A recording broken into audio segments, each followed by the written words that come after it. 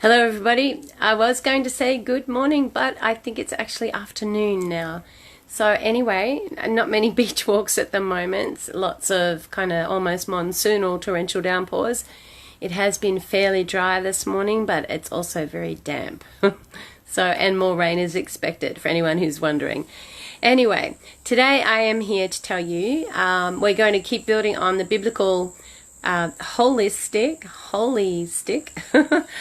prosperity, the kind that comes from establishing your heart and renewing your mind to the Word of God. And I'm using Proverbs, like the whole idea is based on Psalm 1 verses 1 to 3 and Joshua 1:8, which is the principle of meditating on the Word day and night, so that you will be careful to do all that is in it, so that you will make your way prosperous, and so that you can enjoy good success. And then in Psalm 1, that's the verse that says, "Blessed is he who walks not in the counsel of the ungodly, stands not in the way of sinners, and doesn't sit with in the seat of the scornful, but whose delight is in the law of the Lord, and on that word he meditates day and night. He is like a tree planted by streams of living water, who produces fruit in season, whose leaf does not wither, and all that he puts his hand to prospers." Okay, so what we're going for here is actually, and what I'm building is something of a study plan, and I'm going to base it on Proverbs chapter 4 verses 20 to 27.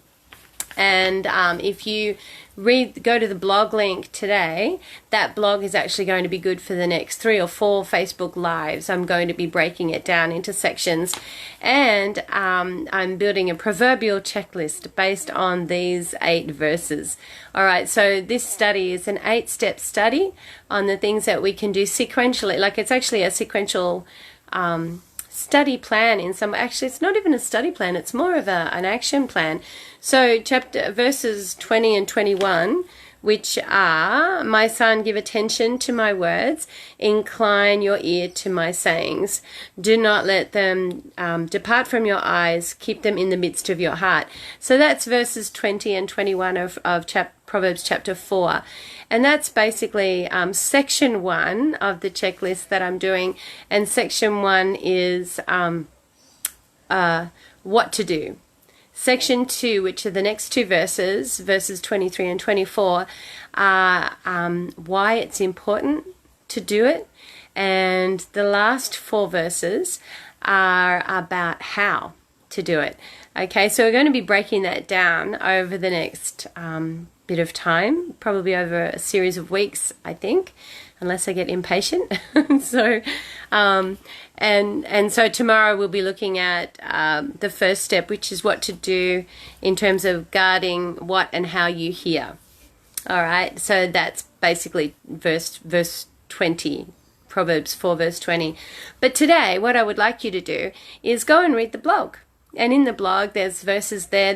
You'll also see what's coming up in the next lot of weeks, or in the next the rest of this week. Sorry, in the next 3 Facebook Lives.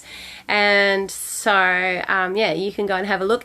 And from there, you can download the updated workbook if you would like to have it to do the study with, because the idea is that you will actually look at these verses, look them up, write them out. On that note, it's much better to handwrite these things, because it will aid your processing of them, your memory of them. It'll also help you to remember where to find them in the Word yourself. So it's always good to have a study journal that you use by hand, unless there is some reason why you can't write by hand. That's the recommended way to do it. It takes longer, but that's the whole point. Nothing, just because something takes longer doesn't mean it isn't worth taking longer to do it, okay? So today I just want you to look at Proverbs chapter 4 verses 20 to 27 and get ready, read the blog, and you will see what's coming up next. If you have any questions, if you would like to share anything, if you've got anything else that you would like to contact me with, please don't hesitate, because I would really love some interaction. It would be great. I know people watch these videos. I'm not sure why they watch them, because nobody tells me anything. So if you do watch it, if you do like it, if you do have any feedback, then please, if it's constructive criticism, maybe do it privately. Spare my ego. No. But if it's genuine and it's real, then just put it in the comments. I'm happy to have some interaction that way. In the meantime, The blog link is there. Please go and have a look and download the updated copy of the workbook. I'll be working on a very special printable, which is the proverbial checklist with a table that you can use as a study guide.